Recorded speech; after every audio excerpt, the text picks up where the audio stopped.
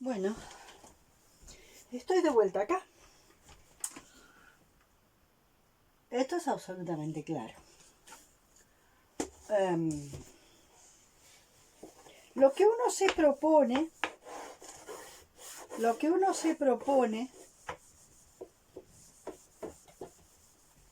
en un momento determinado, en estos tiempos dura lo que un suspiro, porque aparecen nuevos elementos en esto que se está moviendo todo el tiempo que nos llevan para otro lado. Entonces, yo grabo un video, lo publico y después me llegan de parte de la gente, me llegan preguntas, me llegan interpelaciones, me llegan actitudes de la gente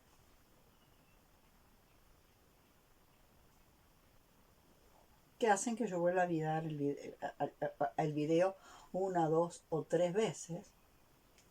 Por lo que la gente me responde, me doy cuenta que en algún lugar quedó una laguna de algo que, si bien yo en algún lugar lo tenía consciente, no lo expresé porque a veces el pensamiento va más rápido que la palabra y uno va pensando cosas que no las expresa y que entonces quedan como colgadas por ahí.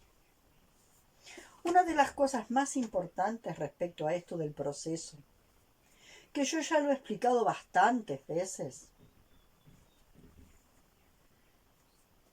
que el proceso de cada uno a veces ni siquiera uno es muy consciente. Los procesos muchas veces son tan sutiles y profundos que para la gente que tiene otra matriz perceptiva, quizás no lo puede ver. Por eso, por lo sutiles que son los procesos. Entonces, las personas en realidad tienen una idea que tiene que ver con el deber ser, con cómo debe de ser un amigo, con cómo debe de ser un hijo, con cómo debe de ser una madre, con cómo debe de ser y funcionar y andar en el mundo un vecino, cómo debe de ser el hermano, cómo debe de ser. El humano está cargado del deber ser, de un modelo de perfección que tiene que ver con cómo es el deber ser. Y esa es la basura más grande. No existe ningún deber ser. Existe, digamos, un diagrama sutil,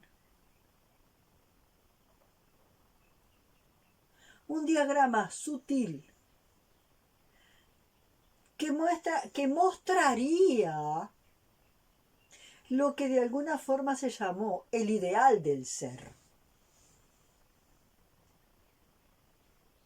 Pero ese ideal del ser no es una idealización. Es, digamos, como el diseño que tiene la semilla. La semilla dentro de sí misma tiene un diseño ideal. Esa semilla tiene potenciales ¿para qué? Para que cuando germine, crezca y florezca, ser un árbol ideal. Pero después está que la tierra no era suficientemente fértil, que vino sequía, que vino inundación, que al querer germinar estaba muy abajo de la tierra y para salir le costó, que cuando intentó salir encontró una piedra y chocó contra la piedra, que apenas empezó a salir, vino alguien y la aplastó.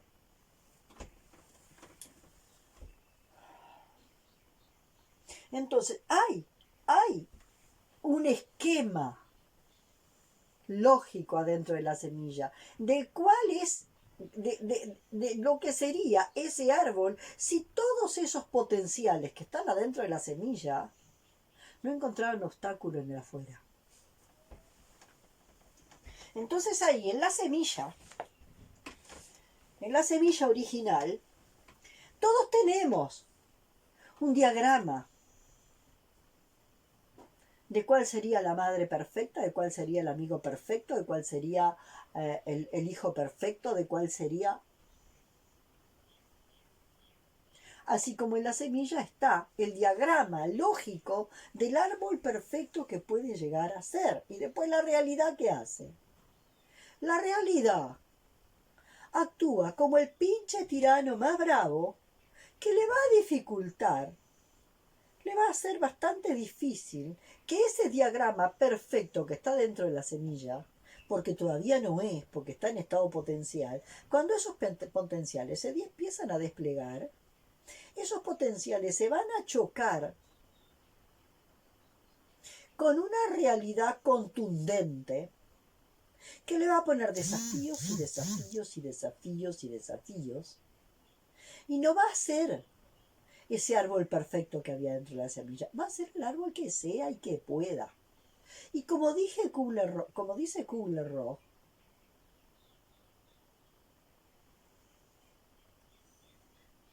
resulta que el árbol que termina siendo,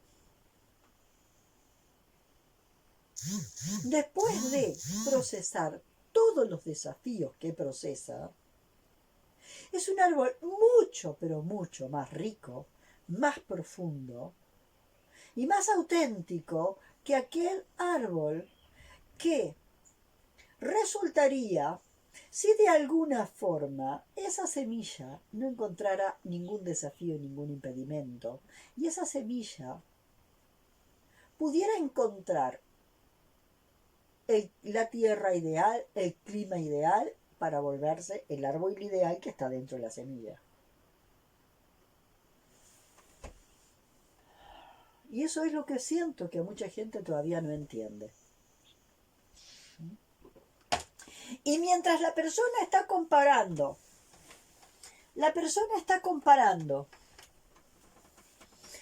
¿no? Al hermano ideal con el hermano irreal, con el hermano real, al amigo ideal con el amigo real, siempre que de alguna forma estamos comparando, porque ese deber ser que correspondería a ese paquete de información que está dentro de la semilla, si brotara sin ningún desafío y sin ningún impedimento. Entonces siento que el deber ser va matando al hombre. Ya lo puse en videos anteriores. El deber ser es lo que está matando al hombre. Y entonces, como siempre estamos comparando a nuestro padre con el padre ideal, a nuestro amigo con el amigo ideal, a nuestro vecino con el vecino ideal,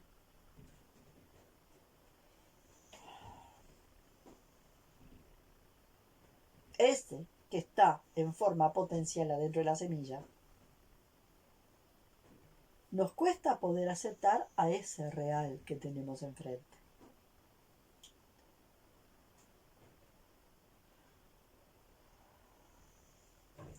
Entonces, ahí es donde yo voy a mostrar un poquito esto, porque siento que nosotros, antes voy a aclarar esto, nosotros no vemos al otro, nosotros no vemos al otro. No vemos al otro, sea el padre, sea el amigo, sea el hijo, sea el hermano, sea el vecino. Nosotros estamos siendo incapaces de ver al otro. Porque todo lo vemos a través de nuestra matriz perceptiva. Y nuestra matriz perceptiva está absolutamente distorsionada. Y cuando nuestra matriz perceptiva está distorsionada, nosotros tenemos que saber que no vemos al otro. Y tampoco vemos lo otro. No somos capaces de ver al otro y no somos capaces de ver al otro. Entonces nosotros tenemos una matriz perceptiva. Fíjense, nosotros tenemos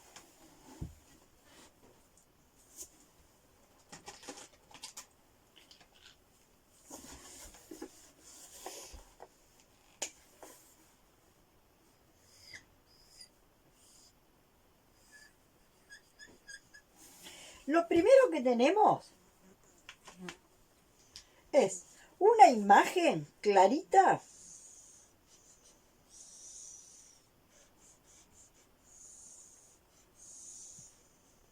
de ese ideal,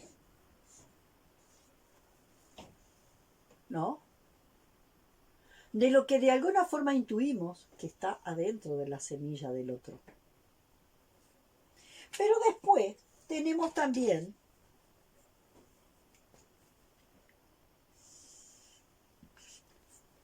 un lente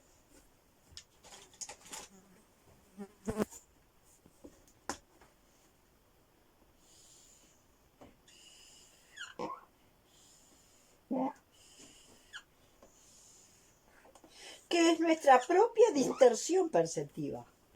Y este lente tiene que... No tenemos puntos ciegos, tenemos enormes zonas ciegas. Eso es lo que nos tenemos que empezar a dar cuenta hoy. No tenemos puntos ciegos, tenemos todos enormes zonas ciegas.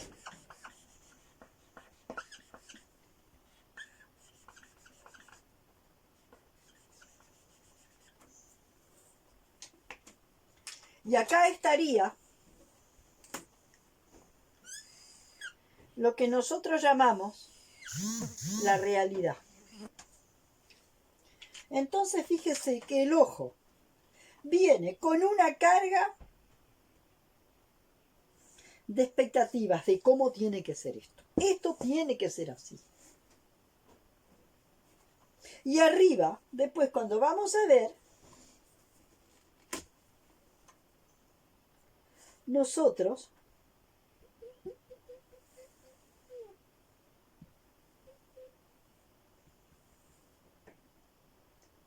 tenemos la posibilidad de ver un pedacito de lo que el otro es o lo otro es. Entonces nosotros vemos esto y vemos esto.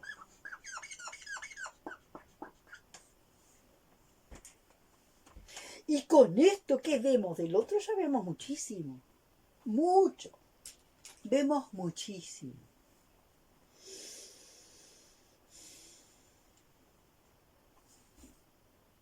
Mi percepción, el ideal, que de alguna forma lo intuimos, porque nosotros sabemos el árbol perfecto que hay adentro de la semilla. ¿No? Lo que no jopeamos es que esa semilla, por determinadas circunstancias que la trascienden a ella y nos trascienden a mí, esa semilla va a sufrir de todo tipo de choques con la realidad. La semilla, en el momento de crecer, va a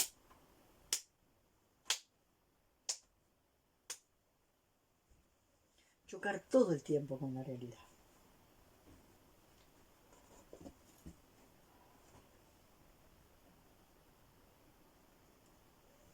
Entonces, esa semilla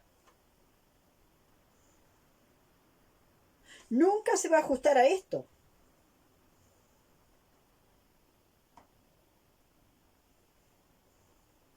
Porque esta semilla, esto que está acá, también estaría en esta semilla.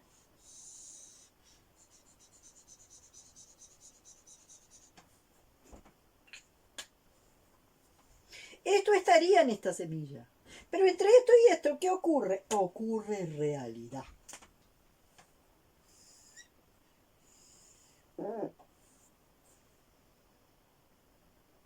Ocurre desafío de realidad. Ideal, el desafío o golpe de la realidad y la realidad misma. ¿Está? Así que este es el otro. que tiene adentro esto mismo. Y esto, el ideal del ser de cada cosa, la tenemos toda clarita. Nosotros podemos imaginarnos el hermoso tomate que tengo adentro de la semilla. Y toda la cantidad de frutos y la belleza y las flores preciosas del rosal y todo lo demás. Pero resulta que ahí no vimos que las hormigas iban a venir y iban a rozar con el rosal. Que ahora, como acá, yo ya no puedo regar y no llueve. ¿Se entiende? Es como si nosotros creyéramos que esto, que yo lo veo acá, pero que también está acá, como que esto, es hacer esto. Entonces, cuando estamos muy tomados por el deber ser, estamos en un lugar muy jodido, porque le vamos a pedir a todo el otro que responda a esto. A este le vamos a pedir que sea de esta forma, sea quien sea mi madre, sea mi hijo, sea mi pareja, sea mi compañero de trabajo, sea mi alumno. Yo como sé que adentro de esto está esto, yo a este le voy a pedir que sea esto. Entonces ahí la cosa se va a complicar bastante. Porque a este le voy a exigir que sea este. Y esto me va a pasar con mi madre, con mi hijo, con mi hermano, con mi amigo, con mi vecino, con mi compañero de trabajo, con mi alumno. A este le voy a pedir que sea como este. Y además, como yo todavía estoy en la nube de pedos que me creo, que el otro tiene que responder al ideal del ser. Y no puedo ver esta maravilla que ya estoy viendo acá, y que esta maravilla que parece tan chiquititita y tan magra con respecto a lo grande que es ese deber ser. Todo lo que esto tuvo que pasar, todo lo que tuvo que pasar a través de esto, de todos los desafíos que tuvo que pasar, para que esto se mostrara como esto.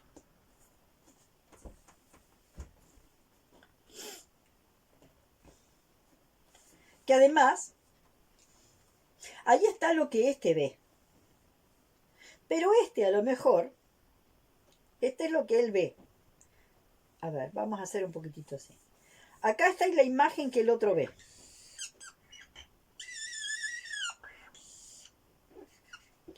El otro le ve esto, ¿está? Y acá está el otro mismo. Y a lo mejor el otro tiene un pedacito más acá. Y acá tiene otro pedacito. Y a veces coincide. A veces esto que ve él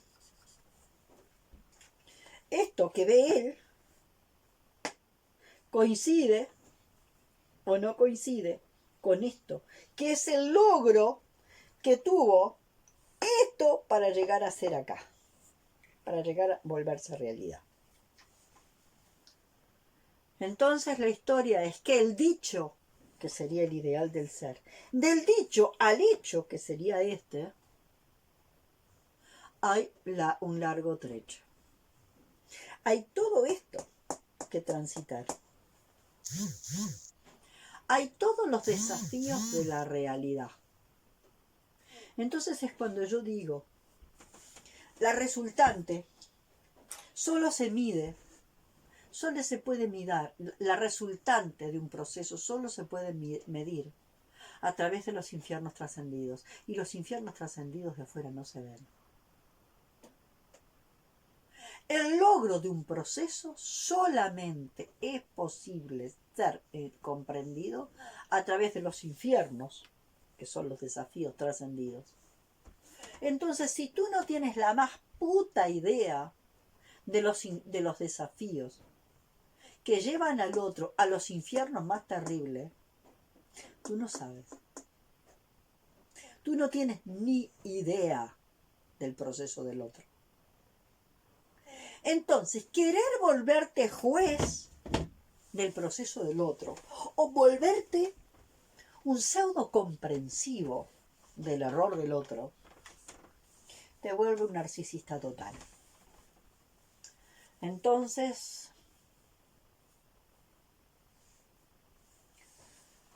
ahí se complica la cosa porque se complica mucho la cosa en todos los planos, ¿no? Porque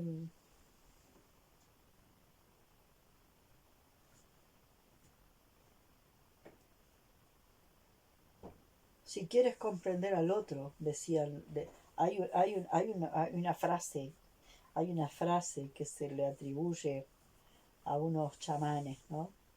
Si quieres comprender al otro, camina un mes en sus mocasines. Entonces los infiernos trascendidos del otro, de afuera no lo ve nadie.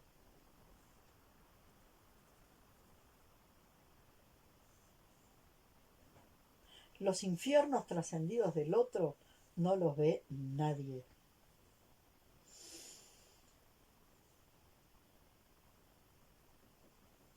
Entonces nadie puede hacer una evaluación del proceso del otro.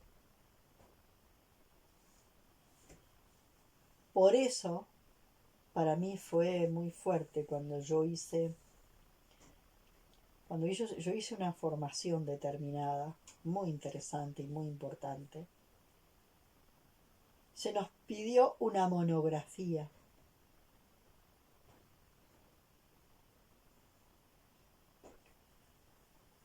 Y en esa monografía que venía a ser biográfica,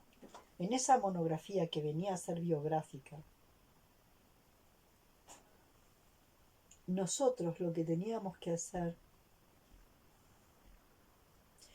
era poder dar cuenta de los infiernos trascendidos. O sea, de saber que en algún momento hicimos un contrato original donde elegimos una muy buena carga de infiernos para trascender.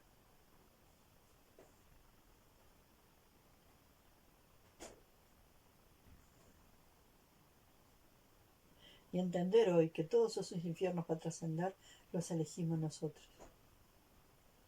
Por eso Hellinger dice que uno se reconcilia con el propio destino cuando sabe que uno lo eligió.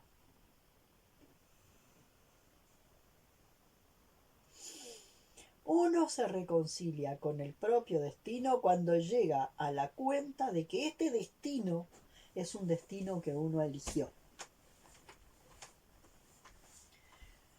Que una parte de la cual nos desconectamos eligió este destino. Y entonces algunos eligieron un destino livianito, con algunos infiernitos pequeños, y otros elegimos la pucha, enormes infiernos, y uno atrás de otro, y uno atrás de otro, y uno atrás de otro. Entonces para mí, y vuelvo a citar a Elizabeth Kubler-Ross, las personas más hermosas que he conocido son aquellas que han trascendido más infiernos.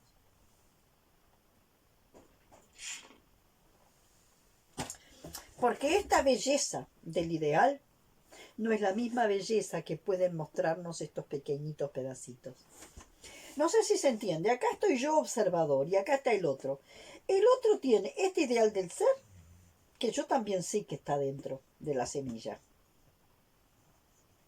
Adentro de la semilla está este ideal del ser. Y yo conozco que adentro de acá, yo tengo claro cuál es el ideal del ser de ese otro. Yo puedo ver y saber cuál es el ideal del ser del otro. Es más, yo puedo mirarlo y si de alguna forma no pongo los pies en la tierra, puedo ver el potencial abstracto que hay adentro del otro. lo puedo ver. Pero hay que tener cuidado con eso, porque el potencial abstracto que hay dentro del otro no se va a mostrar cuando a mí se me ocurra. Y eso de alguna forma tiene que ver con los niveles de exigencia que los padres podemos llegar a tener con los hijos.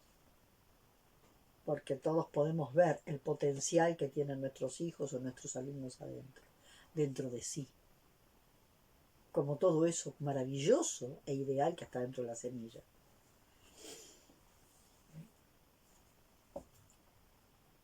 Entonces, acá están los desafíos o golpes de la realidad que dificultan que esto se muestre acá tal cual. Pero estos pedacitos que se hacen realidad son mucho más bellos que esto, porque como dice Hellinger, porque la peor de las realidades es más bella, la peor de las realidades, entre comillas peor, es más bella que el ideal, porque es real. Porque el árbol bello y hermoso que está dentro de la semilla está en manifiesto.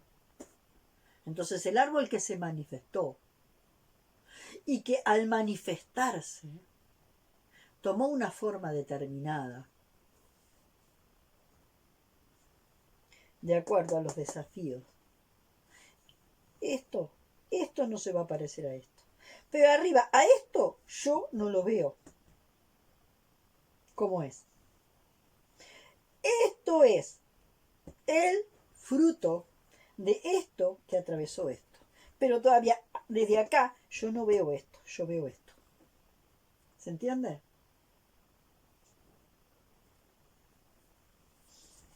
Y entonces esto es una de las cosas. Yo no puedo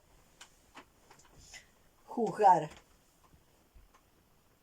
No puedo juzgar al proceso del otro. Los infiernos trascendidos del otro solo lo sabe el otro. Los infiernos trascendidos por el otro solo lo sabe el otro. Uno con determinados cuidados puede utilizar algunas agujitas de acupuntura, a ver, tocar por acá o por allá. Y a veces uno toca algún lugar y toca algún lugarcito por acá o por allá, a conciencia o de forma inconsciente, y el otro reventó. Y bueno, es parte del humano. A veces nos tocamos en la llaga, mutuamente. Los únicos que no reaccionan son los que están congelados, porque los que están congelados están en un estado de automatismo, están como robots.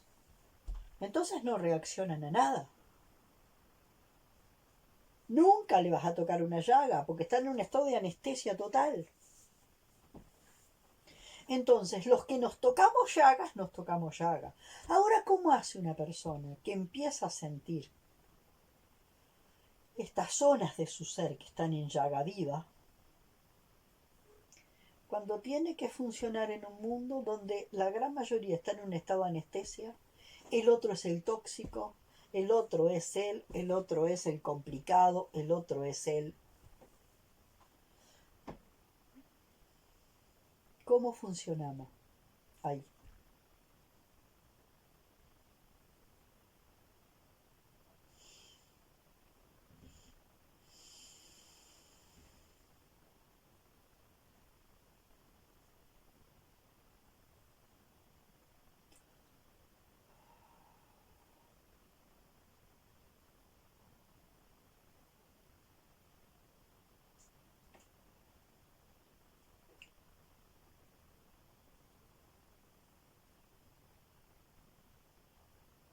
Les comentaba que hice esa monografía donde fui viendo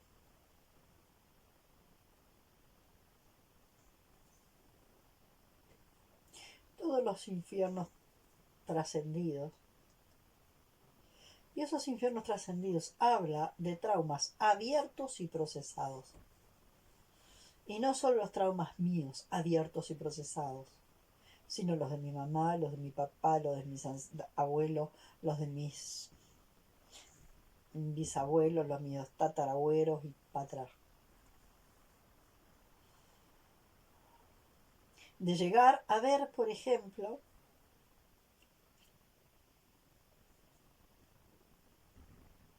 toda la primera generación de inmigrantes que no podía mirar para el futuro.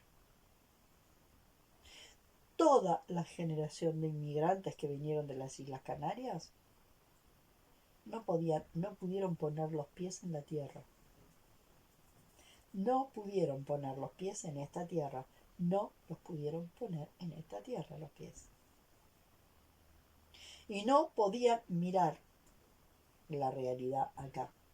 Quiere decir que lo que aquí anduvo durante varias generaciones fueron autómatas. Porque el alma quedó abrochada, o un porcentaje altísimo del alma quedó abrochada en las Islas Canarias y en todos los que quedaron allá. ¿Cómo funciona un ser que se mueve acá, en esta tierra, si tiene un 5% del alma que pisó esta tierra? Y el 95% del resto del alma quedó allá, en las Islas Canarias. ¿Cómo funciona? Y en automático. Y en automático puede hacer muchas cosas. Puede volverse rico, puede volverse famoso, puede volverse exitoso, puede volverse un montón de cosas. Pero hay algo de todo eso que termina no siendo genuino. Y ahí es donde de alguna forma cuando a veces leemos, ¿no? Cuando a veces leemos el libro de las mil y una noches, que para mí es mucho más Biblia que la Biblia, mucho más Biblia que la Biblia, donde de alguna forma se ve que los logros reales y profundos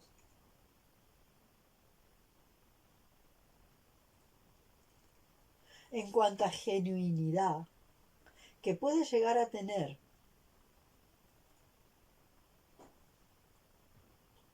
un mendigo son mucho más que un señor en su palacio. Porque a lo mejor el mendigo logró un montón de cosas dentro de sí, que son auténticas, pero todavía no ha logrado esa última vuelta, que esa riqueza interior esa riqueza interior de ese logro profundo, se muestre en el afuera,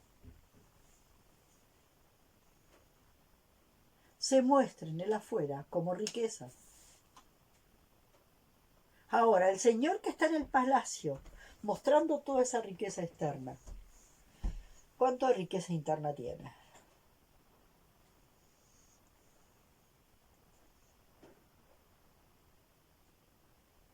Entonces, a veces, no es lo que tienes. Por afuera puedes parecer un mendigo, pero internamente tienes una riqueza bastante mayor de la que parece que tienes. Y esa riqueza que tienes viene de alguna forma de todos los infiernos trascendidos que te han permitido llegar hasta este momento. Entonces, cuando se me devolvió la monografía de ese curso, y todos esperábamos una especie de... Estamos acostumbrados. Corrección de la monografía. Estamos demasiado acostumbrados a una corrección de la monografía. Y lo que yo encontré fueron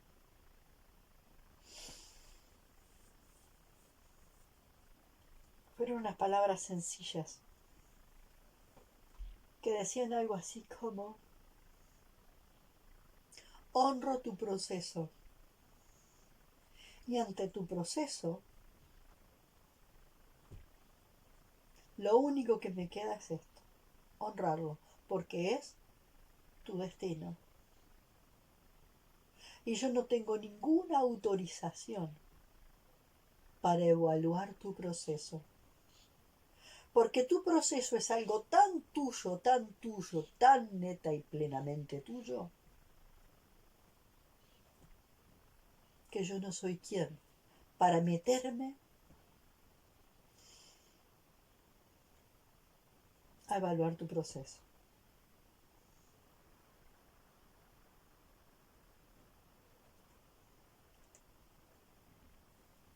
Por lo tanto, como docente, lo único que puedo decir ante esta monografía, donde tú te muestras de una forma tan genuina, lo único que me queda es honrar tu proceso. Ese resultado lo encontré como 4 años después. Y cuando lo encontré, lloré con una emoción tan profunda, porque durante 4 años yo recibí la monografía y sentí que ni la habían leído. Y justamente esa cartita tenía, las palabras eran diferentes, ¿no? Estoy intentando poner, pues, traducir un poco, pero las palabras eran muy, muy lindas. Y de verdad me llegaron al alma. Durante 4 años yo pensé que la docente no había leído la monografía. Dije, bueno, nos puso la tarea de hacer este trabajo para nosotros mismos. 4 años después, en un doblez de las hojas, encuentro una hoja preciosa, con ese honrar el proceso del otro. Yo, cuando mucho, respecto al proceso del otro, puedo usar esas agujitas de acupuntura, donde puedo tocar por aquí o por allá, y me pueden tocar a mí, por acá o por allá, ¿no? Para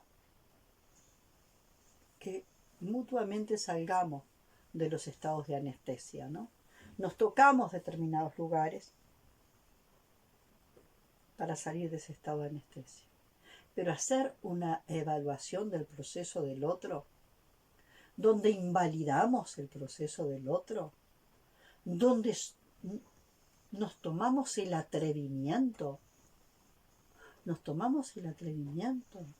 de decirle al otro todo el tiempo, todo el tiempo que has estado haciendo proceso y estás igual que siempre. ¿Quién soy yo para saber si el otro está presente, está igual que siempre o no?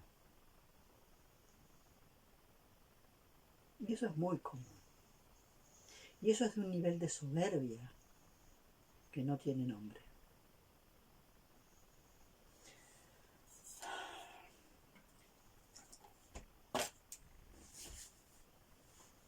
Solamente que una persona se decida a comenzar un proceso,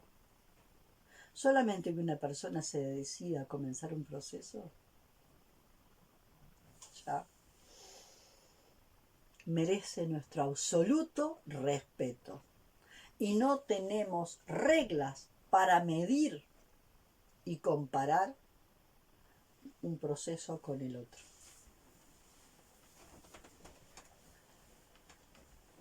Entonces, por algunas cosas que me llegaron, por 2 o 3 lugares, hoy sentí que necesitaba hablar de esto.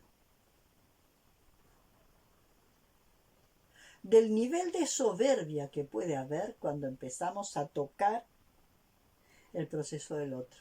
Yo puedo decir, me parece que entre tú y yo tenemos estos niveles de interferencia que hace que no nos podamos comunicar. Y puedo pensar y ver que desde mí me parece que tenemos tales dificultades y tales interferencias que no nos permite llegar a una comunicación profunda. Pero yo no me meto con tu proceso personal, con tono de evaluación. Por eso, cuando a fin de año yo hago el proceso de evaluación,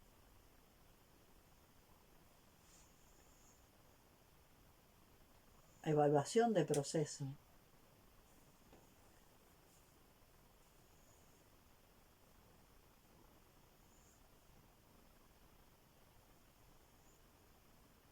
lo que hacemos, lo hacemos fundamentalmente a nivel del campo cuántico. Entonces, en esa evaluación de proceso a nivel del campo cuántico,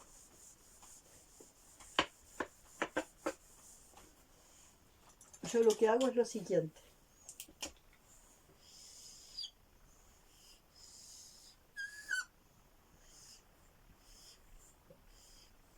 Inicio, la mitad del proceso, final del proceso y posible qué, y posible futuro. Entonces, alguien se va a parar acá y va a ser el campo mórfico el que va a mostrar.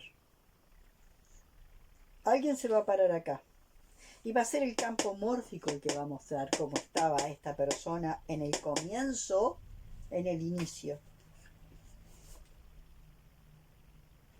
Alguien se va a parar acá y va a mostrar cómo estaba la persona en la mitad del proceso. Y alguien se va a parar acá y va a mostrar esto. Y alguien se va a parar acá y va a mostrar lo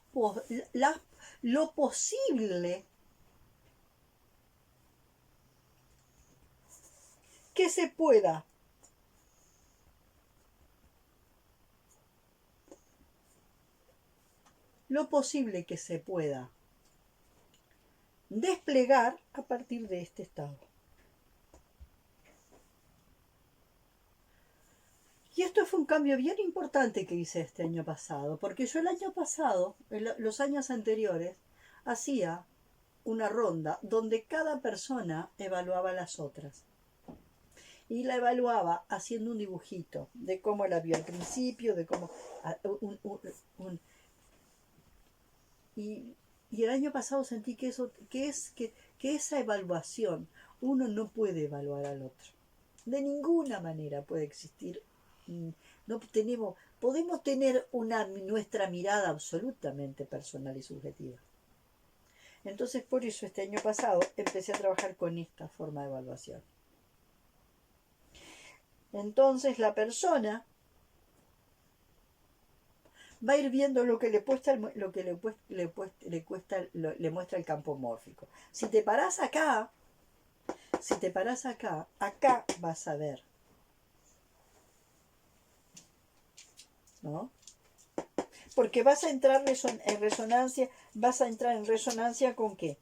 Con este estado que era en el que estabas a principio del proceso. Y luego acá vas a entrar en resonancia con esta coordenada temporal.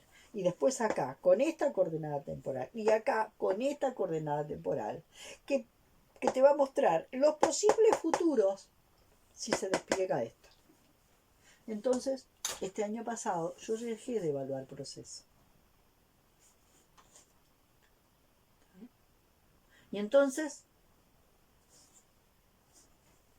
esto muestra una cosa totalmente diferente. Y lo otro que quiero decir es sobre esto, volviendo a la mirada. ¿No? Volviendo al tema de la mirada. Haciéndolo de otra manera. Acá está el ojo, mi ojo que mira. Y acá está tu ojo que mira.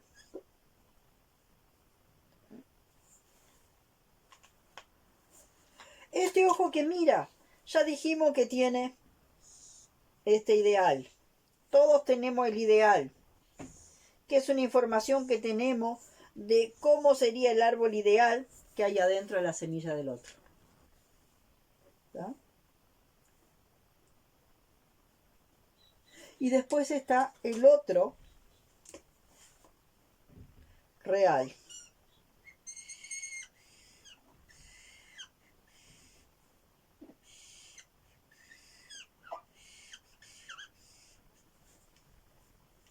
Y después está mi lente.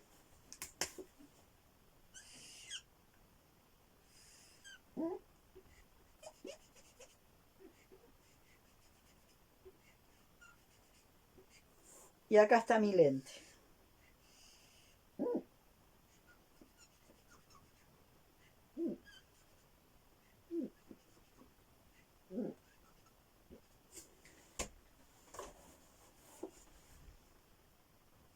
Pero además hay algo más. Hay elementos que están acá atrás.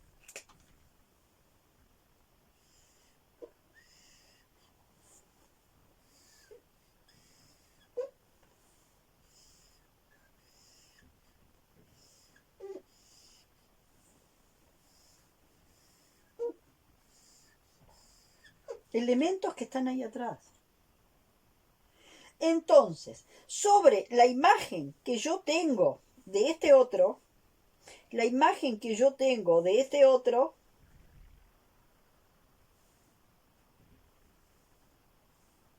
¿no? Y la imagen que este otro tiene de mí.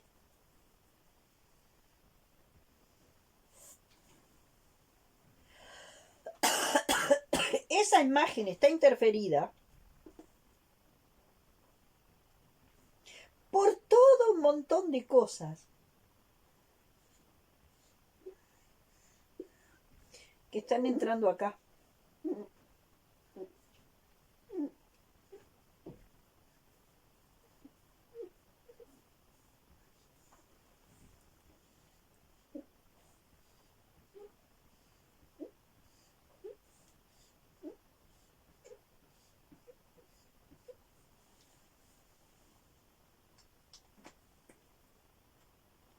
Y que de alguna forma todo esto es lo que va a influir en esto.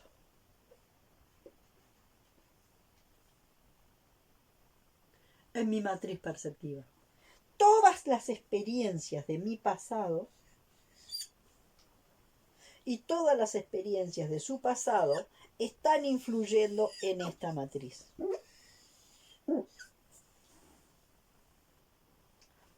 Entonces, yo puedo decir, yo puedo evaluar, yo te puedo evaluar o tú me puedes evaluar. No, ¿cómo nos vamos a evaluar si ni siquiera nos vemos?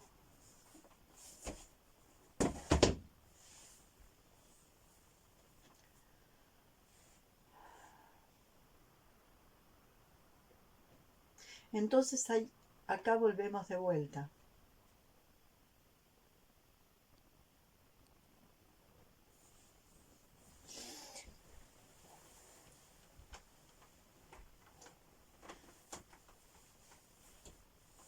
La carga con que una palabra se dice y la carga con que el otro la toma.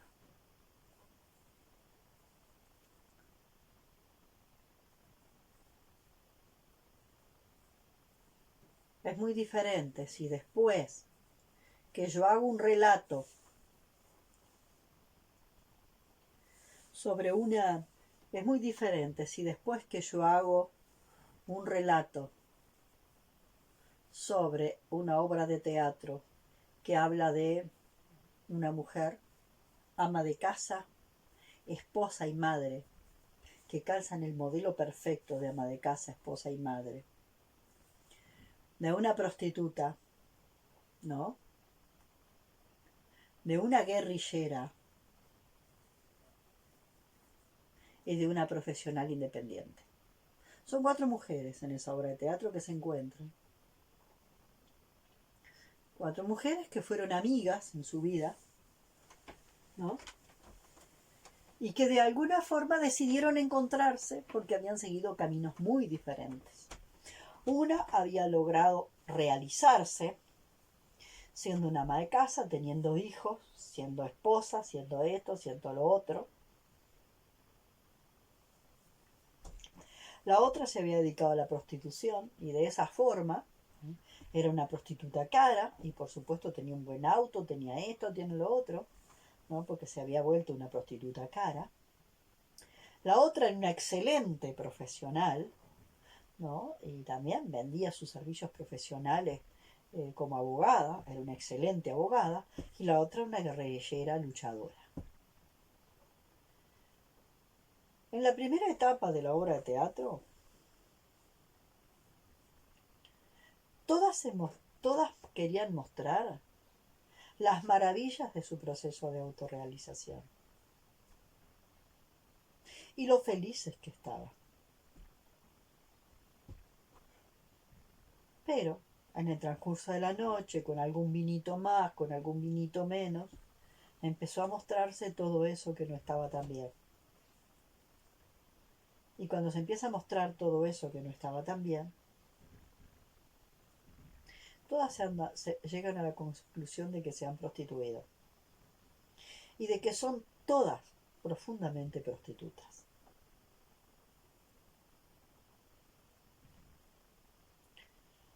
La que se dedicó a ser ama de casa se había prostituido, porque en realidad ella no era libre de poder separarse y hacer lo que quería.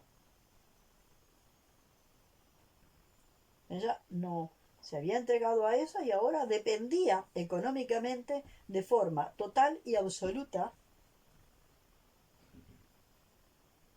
del marido. Y no sabía lo que podía pasar si se decidía a divorciar.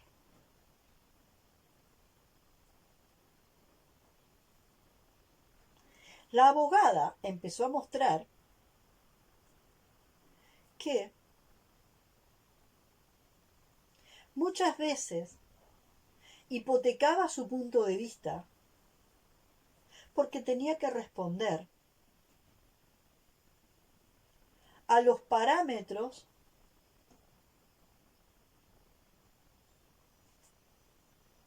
del estudio jurídico.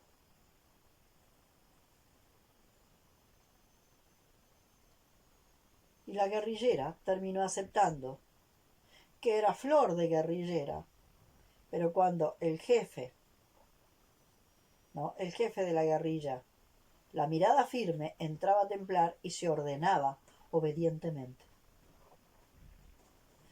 4 mujeres prostitutas. Entonces yo me digo, cada una pudiendo observar a la propia prostituta que tiene adentro. Y cómo nos prostituimos y cómo nos es difícil salir desde este lugar de prostitución, que puede estar más escondido o menos escondido. Entonces, después de contar este cuento y de haberlo contado y de haber visto, ¿tá?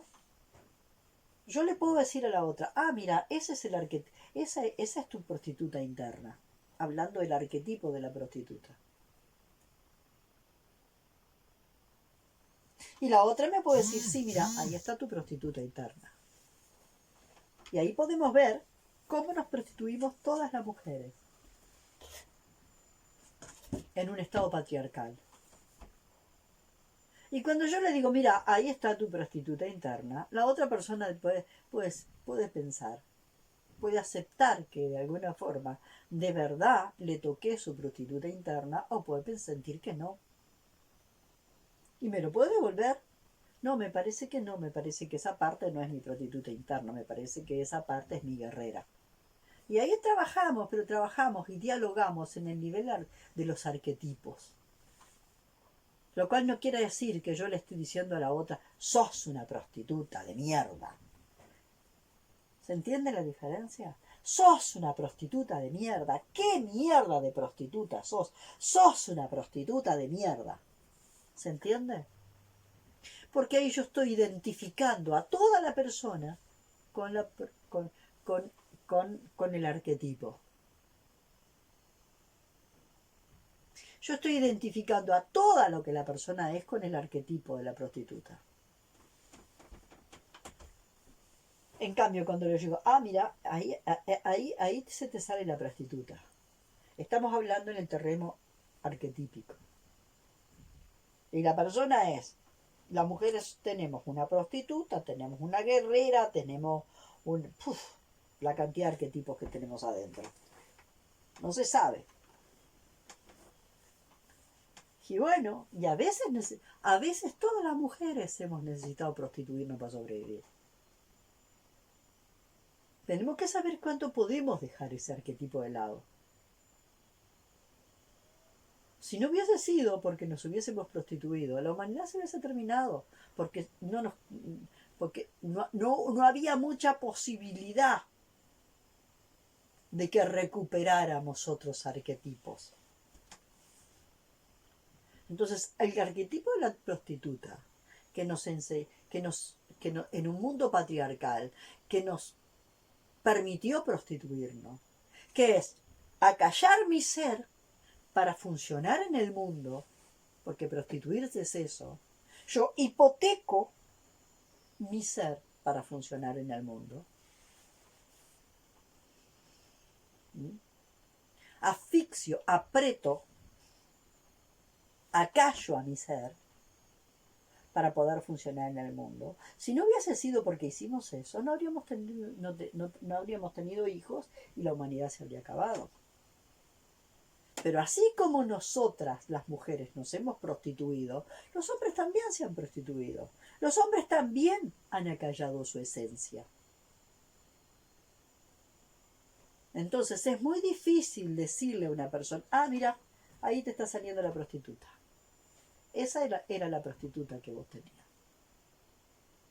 En un lenguaje arquetípico, a decirle, sos una prostituta. Sos una prostituta de mierda, ¿qué? Hay una diferencia muy importante. Cuando yo estoy hablando en el terreno arquetípico, estoy hablando de un nivel lógico en el cual la persona se mueve según patrones arquetípicos, pero yo no estoy metiéndome con la esencia de la persona. Entonces ahí hay una diferencia bien importante. Entonces,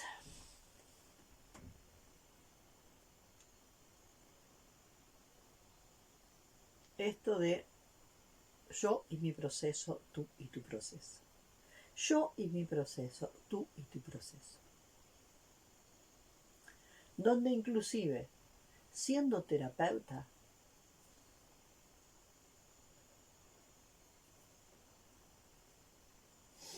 a veces no es fácil. Siendo terapeutas, a veces no es fácil.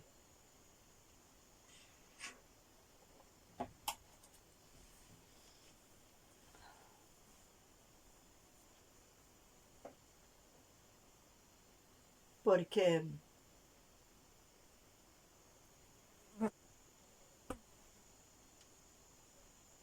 la tentación, sí, pero en cualquier lugar, porque si soy docente también me puede pasar. Cualquier persona que esté en proceso y que viva la vida como proceso, puede en cualquier momento volverse evaluadora del proceso del otro.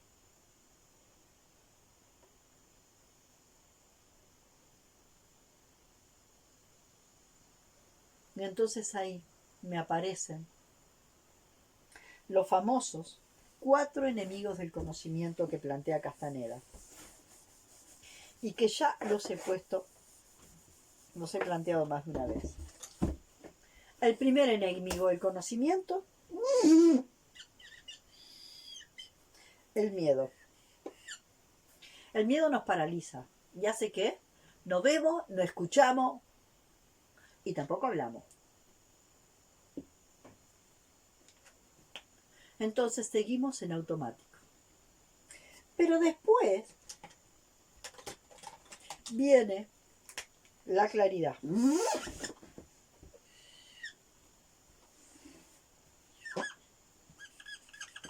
Y este es un enemigo muy importante, porque es cuando estamos en la claridad donde nos volvemos los terribles jueces de los demás, porque tenemos un chispazo de luz y nos creemos iluminados. Y con un solo chispazo de luz nos creemos tan iluminados que creemos que podemos ser jueces de los procesos de todo el mundo.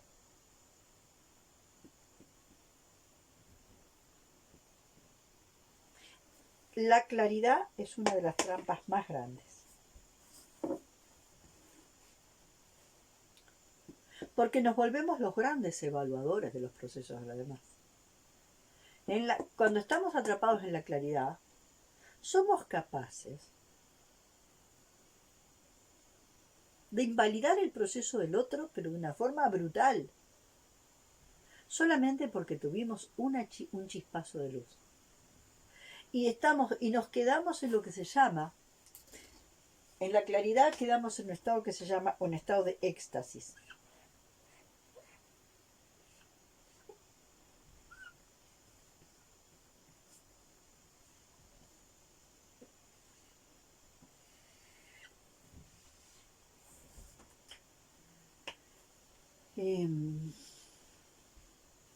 Eso es muy fuerte, porque el que está en el estado, el que se cree que puede evaluar el proceso del otro, en algún momento se va a representar contra el piso. Que puede hacer una evaluación del proceso del otro, en algún momento se va a caer.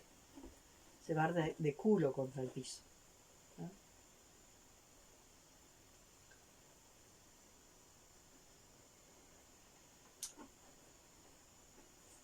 Y yo he visto a mucha gente, ¿no? A mucha gente que las primeras palabras del éxtasis, y todos tenemos alguna partecita colocada acá. Todos tenemos una parte nuestra capturada por el miedo, y todos tenemos alguna partecita nuestra capturada por la claridad. Ahora, cuando alguien está capturado acá, ni siquiera abre los ojos, ni abre los oídos, ni se anima a decir ah. Ahora, cuando alguien quedó muy capturado acá, ya les digo que esté libre de esto no existe nadie. Pero cuando alguien está muy seteado acá, se cree sabio de verdad. Se cree sabio de verdad.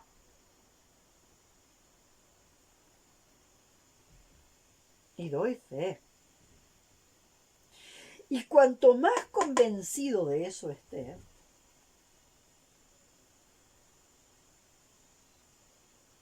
más vende su personaje. Y el terrible tema ahí es si consigue quien le compre el personaje. Porque si conseguís quien te compre el personaje, veniste a este otro lado, que es el poder. Cuanto más gente tenés que te compre el personaje, más poderoso te sentís.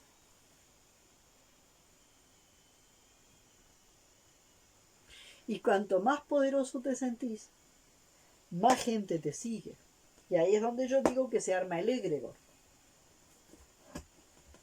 Por eso es que el egregor te atrapa y no te deja moverte. Y después está el último, que es uno de los que empiezan después de los 60, que es la vejez. Bueno, yo ya hice todo lo que tenía que hacer, entonces como ya hice todo lo que tenía que hacer, ahora me voy a dedicar a vivir como vive la gente de la tercera edad. Yo soy un adulto mayor, así que ahora voy a hacer gimnasia, voy a esto, voy a lo otro, todas actividades de tercera edad, porque ahora me voy a dedicar con un grupo de tercera edad a hacer excursiones, a viajar, a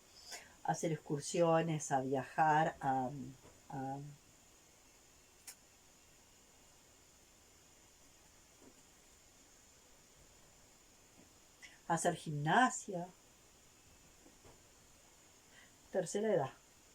El proceso se frena. Justamente en la etapa en que te podés convertir en anciano sabio. Entonces, yo siempre digo, en la fase en que yo estuve acá, tuve solamente 5 seguidores que me admiraban. 5 seguidores que me admiraban. Y que parecía que si yo me tiraba un pedo me aplaudían. Hoy en día, con las personas que de alguna forma puedo compartir mi proceso, se da una ida y vuelta. ¿Sí?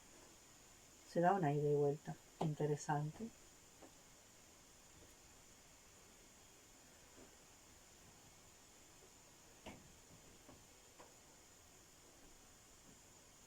Y se dan distintas cosas, ¿no? Con algunas personas, por ejemplo, que nos tocamos mutuamente la herida y se dan cortocircuitos importantes, bueno, podemos retirarnos, respirar. La otra persona puede enrollarse con la culpa, yo me puedo enrollar en la vergüenza, el otro se puede, ¿no? Y entonces ahí empezamos como a ver cómo es, en qué te enrollaste vos.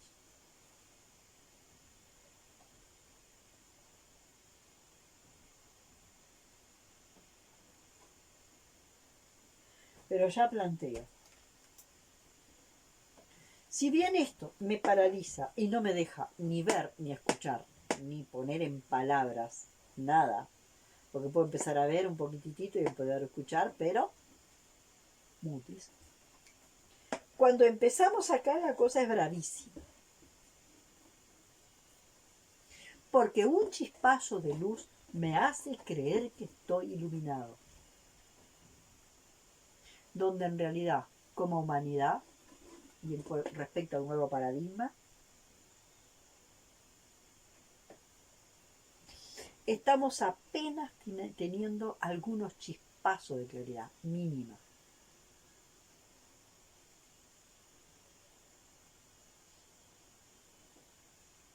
Y ahí es donde nos empezamos a dar cuenta.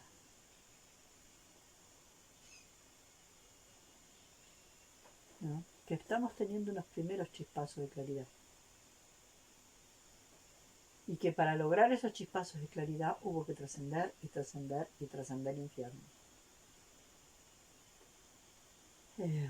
Y en ese sentido, un poco como decía en el video anterior, tener y cuidado, porque si esta claridad, si somos buenos vendedores, esta claridad la ofrecemos en un formato muy vendible. Y tenemos un montón de gente que la compra. Y cuando tenemos un montón de gente que la compra, porque no somos capaces de mostrar que tenemos estos chipazos de claridad, pero no somos capaces de mostrar toda nuestra zona de oscuridad. Solo mostramos el espacio de claridad, porque además como nos queremos iluminados no vamos a mostrar ni una gota de nuestra sombra, porque como estamos tan claros ya no tenemos sombra. Ah, sí, tenemos sombra. Pero el decir tengo sombra se vuelve más un recurso político y demagógico que el tener la verdadera conciencia de que estamos como humanidad empezando a tener recién unos levísimos chispazos de luz después de años de estar en un estado de ceguera, siglos, y yo diría milenios de estar en un estado de ceguera. Entonces, de alguna forma, lo que hace que nosotros podamos estar, lo que nos hace conscientes de saber que no somos iluminados en esta etapa,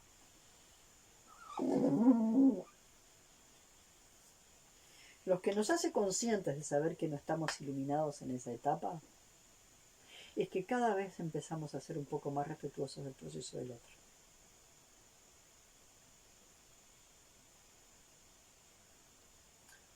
Y al empezar a ser un poco más respetuosos del proceso del otro, sabemos que del proceso del otro sabemos bastante poco. Que nosotros del proceso del otro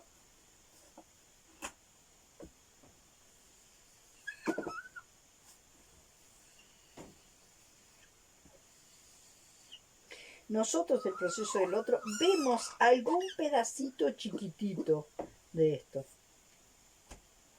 Y el otro de nosotros ve algún chiquitito de esto.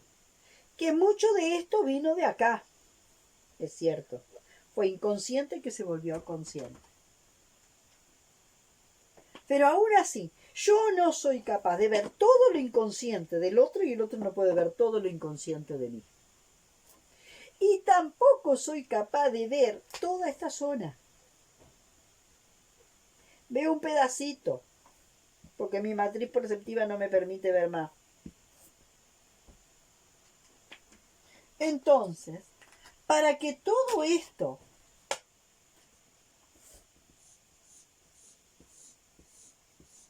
siga saliendo,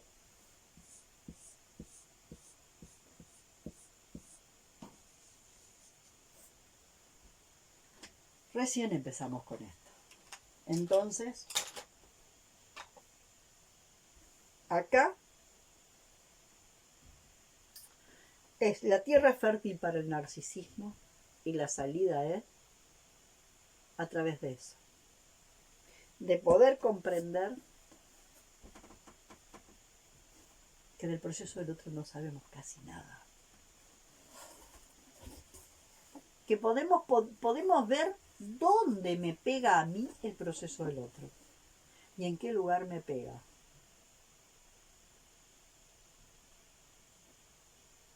Nada más. Pero del proceso del otro sabemos muy poco. Inclusive aunque él relate su proceso, hay un trasfondo detrás de su proceso, ¿no? Como yo digo, escribí un libro y la gente entendió cosas extrañísimas que yo nunca pasaron por mi conciencia. Y la gente leyó en ese libro cosas que por mi conciencia no pasaron jamás. Entonces en el último video yo planteaba, ¿no? En el otro video yo planteaba la pucha. Me habían pedido a ver si hacía algo como para poder compartir el libro y dije voy a leerlo y voy a hacer algo con ese libro. No sé si lo voy a hacer. Hoy no sé. Pero también estoy clara que de estos videos van a haber tantas lecturas o tantas escuchas de estos videos como matrices perceptivas de cada uno. Porque cada uno va a entender de lo que yo expreso, lo que expresé en el libro, lo que expreso en los videos, cosas que no están bajo mi control. Lo que cada uno entienda de lo que yo estoy diciendo, ya no está bajo mi control. Entonces, entre esto que yo estoy poniendo en los videos y lo que cada uno escuche, hay una zona enorme de interferencia. Una enorme zona de interferencia, de la cual yo no me puedo hacer cargo. Porque esa interferencia entre tú y yo, esa interferencia entre tú y yo,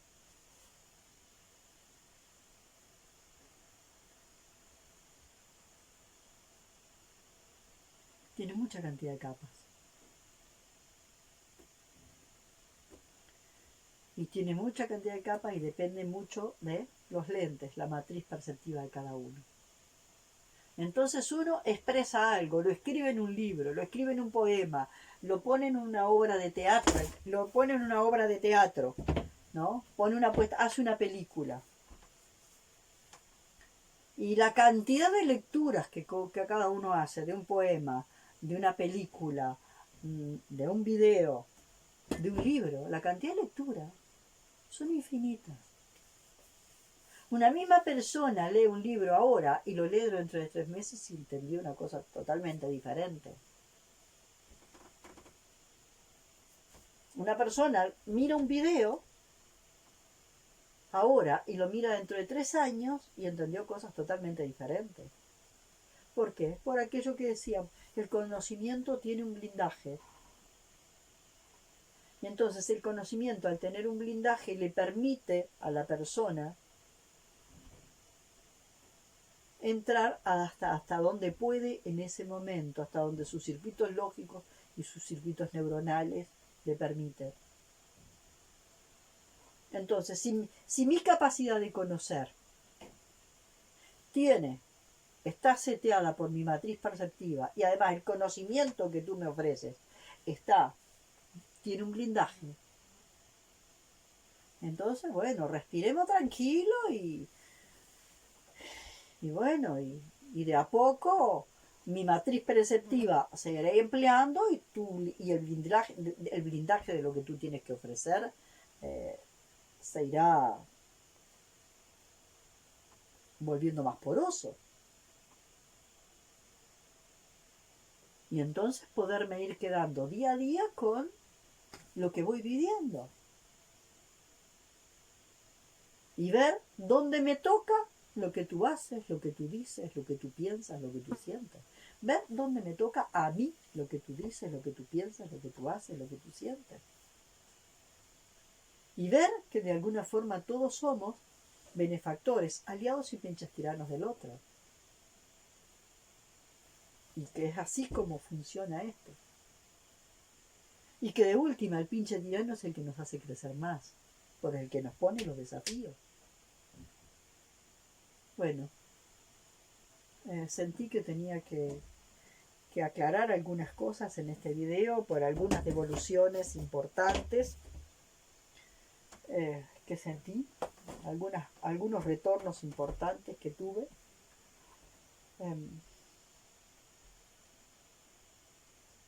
Y esto, que yo empecé a sentir ya el año pasado, cuando llegó el momento de evaluar los procesos, ¿no? Con esa técnica donde yo no evaluaba, donde se evaluaban entre compañeros los procesos, dije no, tampoco es una evaluación entre compañeros de procesos. Tampoco es así.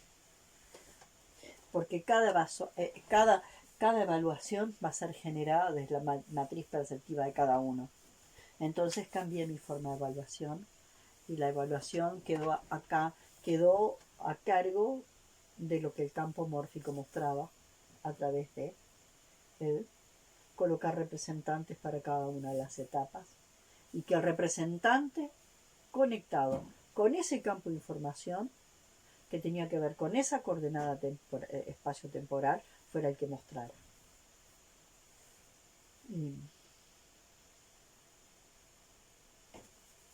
Y bueno, no sé, esto es lo que estoy pudiendo poner hoy en palabras.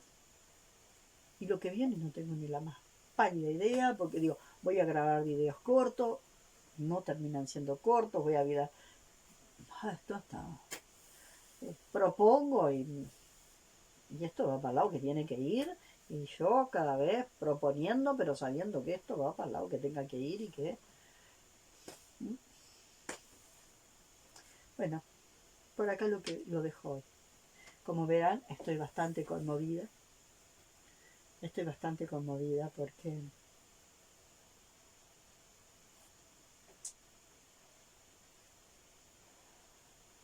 creo que esta historia de la evaluación, las mutuas evaluaciones que nos hacemos, que venimos de un modelo así, la enseñanza está basada en la evaluación de los resultados del otro según una tabla a la cual nos tenemos que adecuar. Entonces siento que de verdad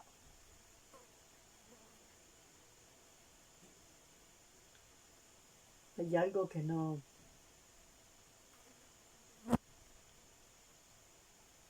está resultando, ¿no? En esta actitud permanentemente evaluativa, y me trae a lo que a mí se me exigía siendo docente para evaluar a cada niño, y las pruebas de evaluación y las pruebas de evaluación. Entonces estaremos locos, que parece que las pruebas PISA dan unos resultados fabulosos en una educación excelente en un país que tiene un altísimo nivel de suicidio. Entonces, ¿qué es lo que crea eso? Eso crea, esa educación crea robots eficientes, pero no crea seres auténticos que estén reconciliados con la vida. ¿Qué es lo que evalúan las pruebas PISA? Si las pruebas PISA dan los resultados más asombrosos y de acá del Uruguay fueron a evaluar esos resultados fabulosos de las pruebas PISA, gente de las derechas y de las izquierdas, y todos venían